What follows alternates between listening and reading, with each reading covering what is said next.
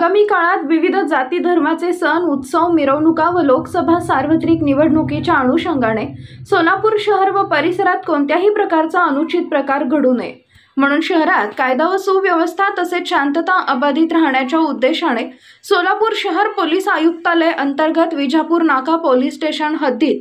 सराईत गुन्हे करणारा गुन्हेगार शुभम सिद्धाराम गायकवाड वय वर्ष 29 राहणार सुंदरम नगर विजापूर रोड सोलापूर हा सदर परिसरात गुंडगिरी करणे शिवीगाळ व दमदाटी मारहाण करून दहशत निर्माण करणे सदर परिसरातील लोकांच्या जीवितास हानी पोहोचवणे तसेच अवैधरित्या मटका चालवणे महिलांना लज्जा वाटेल असे कृत्य करणे अशा प्रकारचे गंभीर स्वरूपाचे एकूण 6 गुन्हे दाखल आहेत। त्यामुळे त्याच्या विरुद्ध महाराष्ट्र पोलीस अधिनियम 1951 चे कलम 56(1)(a)(ब) प्रमाणे पोलीस उपायुक्त परिमंडळ सोलापूर शहर यांचे आदेश पारित झाले होते।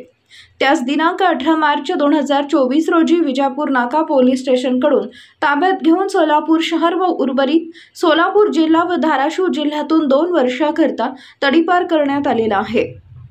त्यास तडीपार केल्यानंतर तळेगाव दाभाडे चाकण रोड पुणे येथे सोडण्यात आले।